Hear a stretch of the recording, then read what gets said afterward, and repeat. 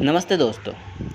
आज हम विष्णु पुराण की अनुक्रमणिका के बारे में जानेंगे। आइए शुरू करें। अब मैं वैष्णव महापुराण का वर्णन करता हूँ। इसकी श्लोक संख्या 23,000 है। यह सब पातकों का नाश करने वाला है। इसके पूर्व भाग में शक्ति नंदन पराशर जी ने मैत्रेय को 6 अंश सुनाए हैं। उनमें से प्रथम अंश में इस पुराण की अवतरणिका दी गई है। आदि कारण, सर्ग, देवता आदि की उत्पत्ति, समुद्र मंथन की कथा, दक्ष आदि के वंश का वर्णन, ध्रुव तथा पृथु के चरित्र, प्राचेतस का उपाख्यान, प्रहलाद की कथा और ब्रह्मा जी के द्वारा देव, तिर्यक, मनुष्य आदि वर्गों के प्रधान व्यक्तियों को पृथक पृथक राज्याधिकार दिए जाने का वर्णन। इन सब विषयों को प्रथम अंश कहा गया है। प्रिय व्रत के वंश का वर्णन, द्वीपों और वर्षों का वर्णन, पाताल और नरकों का कथन, 7 स्वर्गों का निरूपण, पृथक पृथक लक्षणों से युक्त सूर्य आदि ग्रहों की गति का प्रतिपादन, भरत चरित्र, मुक्ति मार्ग निदर्शन तथा निदाग एवं ऋभु का संवाद, ये सब विषय द्वितीय अंश के अंतर्गत कहे गए हैं। मनवंतरों का वर्णन, वेदव्यास का अवतार तथा इसके बाद नरक से उद्धार करने वाला कर्म कहा गया है।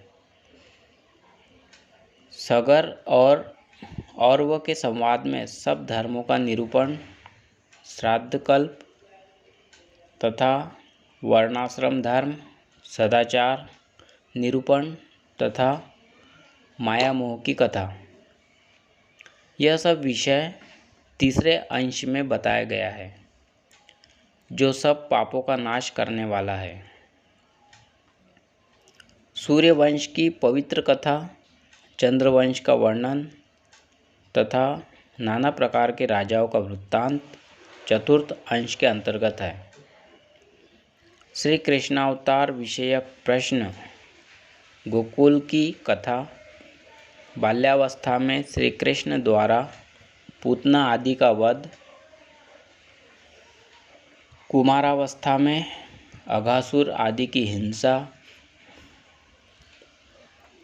किशोरावस्था में उनके द्वारा कंस का वध, मथुरापुरी की लीला, तदनंतर युवावस्था में द्वारका की लीलाएं, समस्त दैत्यों का वध, भगवान के पृथक पृथक विवाह, द्वारका में रहकर योगीश्वरों के भी ईश्वर जगन्नाथ श्री कृष्ण के द्वारा शत्रुओं के वध आदि के साथ साथ पृथ्वी का भार उतारा जाना और अष्टावक्र जी का उपाख्यान, ये सब बातें 5वें अंश के अंतर्गत है। कलियुग का चरित्र, 4 प्रकार के महाप्रलय तथा केशी ध्वज के द्वारा खांडिक के जनक को ब्रह्म ज्ञान का उपदेश इत्यादि विषयों को छठा अंश कहा गया है। इसके बाद विष्णु पुराण का उत्तर भाग प्रारंभ होता है, जिसमें शौनक आदि के द्वारा आदरपूर्वक पूछे जाने पर सूत जी ने सनातन विष्णु धर्मोत्तर नाम से प्रसिद्ध नाना प्रकार के धर्मों की कथाएं कही है। अनेकानेक पुण्य व्रत, यम नियम, धर्मशास्त्र, अर्थशास्त्र, वेदांत, ज्योतिष, वंश वर्णन के प्रकरण, स्तोत्र, मंत्र तथा सब लोगों का उपकार करने वाली नाना प्रकार की विद्याएं सुनाई है। यह विष्णु पुराण है जिसमें सब शास्त्रों के सिद्धांत का संग्रह हुआ है। इसमें वेद व्यास जी ने वाराह कल्प का वृत्तांत कहा है। जो मनुष्य भक्ति और आदर के साथ विष्णु पुराण को पढ़ते और सुनते हैं वे दोनों यहाँ मनोवांछित भोग भोग कर विष्णु लोक में चले जाते हैं। जो इस पुराण को लिखवाकर या स्वयं लिखकर आषाढ़ की पूर्णिमा को घृतमयी धेनु के साथ पुराणार्थ वेत्ता विष्णु भक्त ब्राह्मण को दान करता है वह सूर्य के समान तेजस्वी विमान द्वारा वैकुंठ धाम में जाता है।